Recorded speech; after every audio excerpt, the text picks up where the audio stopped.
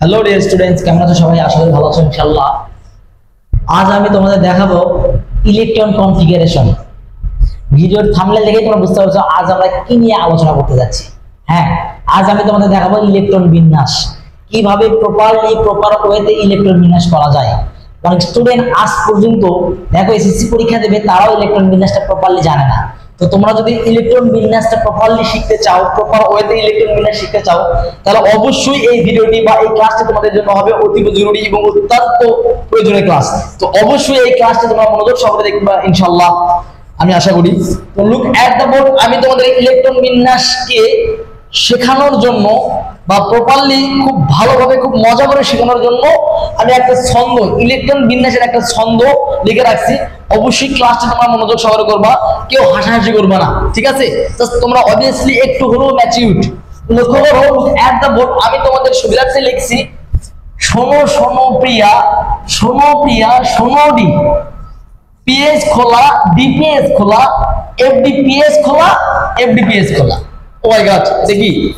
হ্যাঁ, আমি জানি তোমাদের হাসি পাচ্ছে, তো হেসে লাভ নাই। আসলে তুমি যে জিনিসটা শিখবা সেটা যদি যে কোনো ওয়েতে শিখতে পারো, বা কোনো শর্ট মেথড বা কোনো ইজি একটা মেথড বলো বা কোনো একটা ছন্দ বলো, ওর কথা তোমাকে শিখলেই যাচ্ছে না, ঠিক আছে? তুমি শিখলেই যাচ্ছে না, কিভাবে শিখলা এটা ডাজন্ট ম্যাটার, শিখছো তো, এটাই বড় কথা। এই জন্যই দেখো আমি তোমাদের বোঝার সুবিধার্থে এবং শেখানোর সুবিধার্থে আমি কি লিখছি, শোনো শোনো প্রিয়া, শোনো প্রিয়া, শোনো ডি, পিএস খোলা, ডিপিএস খোলা, এফডিপিএস খোলা, এফডিপিএস খোলা। এটা কি জিনিস, তাই না? এবং আমি লক্ষ্য করো এখানে লিখছি এস এর সিরিয়াল শুরু হয় 1 থেকে, পি এর সিরিয়াল শুরু হয় 2 থেকে, ডি এর সিরিয়াল শুরু হয় 3 থেকে, এফ এর সিরিয়াল শুরু হয় 4 থেকে।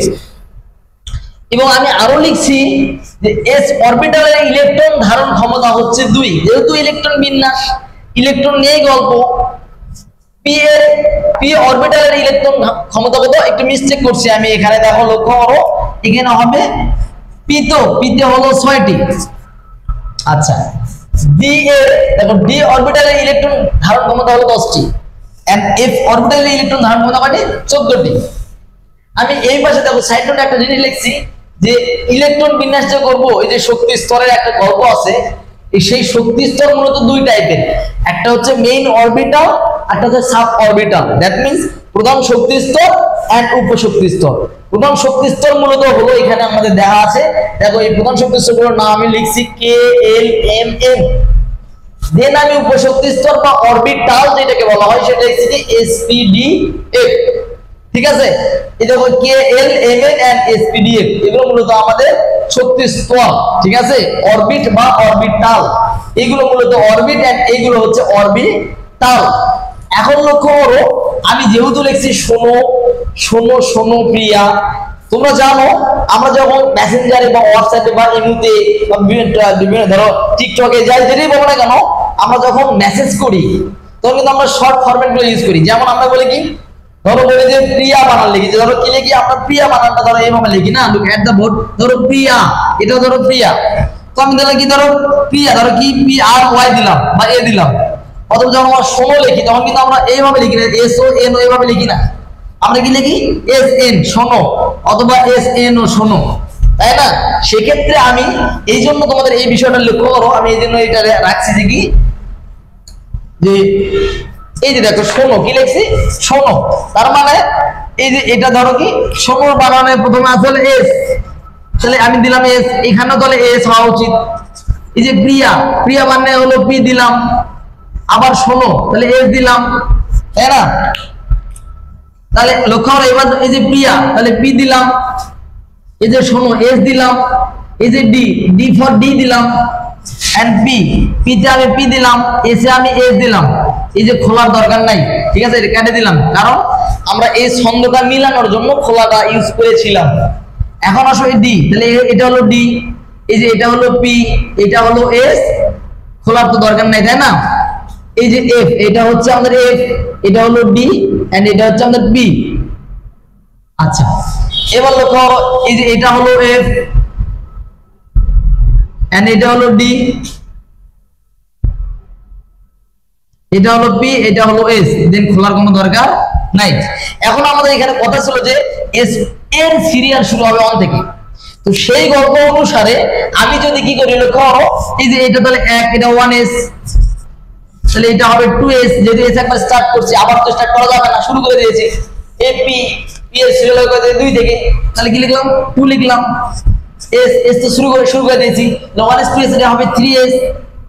দেন লক্ষ্য করো, এটা পি, পি আর মানে পি তে শুরু করে দিয়েছি, পি এ শুরু করে দিয়েছি, 2p, তাহলে এটা কি হবে, এটা হবে 3b। দেন এস, এস তে শুরু করছি, এটা 3s ছিল, তাহলে এটা কি হবে 4s।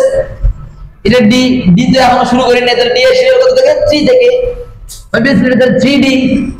এবার লক্ষ্য করো আমাদের পি মানে প্রিয়াতে শুরু করছে, তাহলে এখানে ছিল 3p, তাহলে এখানে হবে 4b। এবার লক্ষ্য করো এস, এস তো স্টার্ট করা আছে, তাহলে এটা 4s পর্যন্ত শেষ হয়েছে, তাহলে এটা হবে কি 5s। খোলা তো দরকার নাই, ডি, ডি তো শুরু করে হয়েছে, দেখো এখানে ছিল 3d, তাহলে এখানে হবে কি 4d। দেন পি মানে অলরেডি পি তো শুরু করা হয়েছে, তাহলে দেখো পি শেষ করছে কোথায়, এই যে 4p, তাহলে এটা হবে কি 5p। দেন এস, এস তো শুরু করা হয়েছে, এস শেষ হয়েছে কত, 5s, তাহলে এটা হবে 6s। দেন খোলার দরকার নাই এফ, এফ কিন্তু এখনো শুরু করি নাই, অতএব এফ শুরু হবে 4 থেকে, তাহলে এটা হবে 4f। ডি তো শুরু করা হয়েছে, দেখো ডি শেষ হয়েছে কত, 4 থেকে, তাহলে অবভিয়াসলি এটা 5d হবে। পি শুরু করা হয়েছিল, পি শেষ হয়েছে কত, 5p, তাহলে এটা 6p। এবার লক্ষ্য করো এস, ও মাই গড, আমি এখানে একটা জিনিস মিস করছিলাম, তাহলে এখানে এসটা লেখা, এসটা দেওয়ার দরকার ছিল, খোলা দরকার নাই, তাই না? আবার আসো 6p, তাই না, 6p। এরপর আছে কি এস, তাহলে এসটা আমি শুরু করছিলাম কত, 6s, তাই না, তাহলে এটা হবে কি 7s। লক্ষ্য করো খোলার দরকার নাই।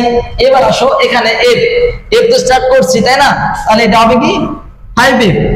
ডি তো শুরু করছিলাম, তাই না, তাহলে ডি কোথায় ছিল, এই যে 5d, 5d এর পর হবে কি, তাহলে এখানে না, তাহলে এটা হবে 6d। এবার আসো পি, পি তো শেষ করছে কোথায়, দেখো তো পি শেষ, তাহলে 6 তাহলে 7b, তাহলে কি হবে 7b। এস, তাহলে এস শেষ করছিলাম কত থেকে, 7 থেকে, তাহলে এটা হবে কি 8s।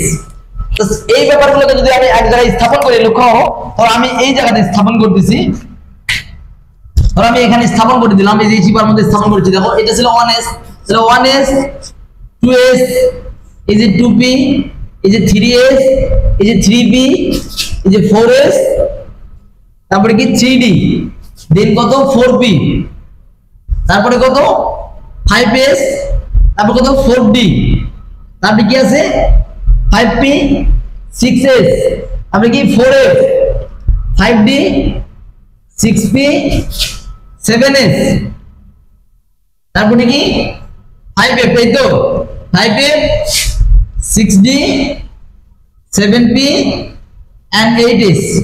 মজার বিষয় এই জিনিসটা তুমি যদি কাউন্ট করো দেখবে তাহলে 20টা হবে। কয়টা হবে? 20টা। দেখো 1 2 3 4 5 6 7 8 9 10 11 12 13 14 15 16 17 18 19 20 হয়েছে। এখন লক্ষ্য করো, আমি এই জিনিসটাকে দেখো, আমি তোমার এই ছন্দটা বলবো, মানে এই জিনিসটা থেকে এই ছন্দটা হয়ে যাবে কিভাবে। দেখো, শোনো শোনো প্রিয়া, শোনো প্রিয়া, শোনো ডি, পিএস খোলা, ডিপিএস খোলা, এফডি পিএস খোলা, এফডি পিএস খোলা। হয়েছে? এইভাবে আমরা লক্ষ্য করে এই যে এই স্ট্রাকচার গুলো যদি অবলম্বন করি, এখন লক্ষ্য করে যখন আমরা ইলেকট্রন বিন্যাস করবো তখন কিন্তু এস অরবিটালে 2টা ইলেকট্রন যাবে, আর পি তে যাবে 6টা, আর ডি তে দিতে হবে 10টি, এবং এফ এ দিতে হবে 14টি।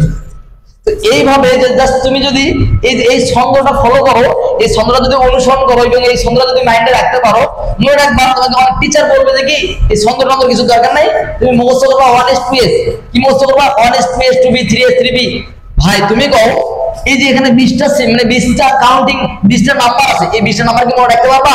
দেখো 1 2 3, তারপরে আবার 4 আছে, আবার ডি আর 5 আছে, 5 এর আবার 6 আছে, 6 এর আগে আবার দেখো 4d আছে, এরকম আছে, এলোমেলো হবে। অতএব তুমি যদি কি করো, আমার এই শেখানো ছন্দটা মনে রাখতে পারো, অবশ্যই তুমি প্রপার ওয়েতে যে কোনো, আমরা জানি যে 1 থেকে 118টি মৌলিক পদার্থ রয়েছে বা 1 থেকে 118টি মৌল রয়েছে, এই 1 থেকে 118টি 18 নম্বর মৌলও তুমি এই ছন্দটা দিয়েই কি করতে পারবা, ইলেকট্রন বিন্যাস করতে পারবা। That's it. Thanks a lot everybody for hearing.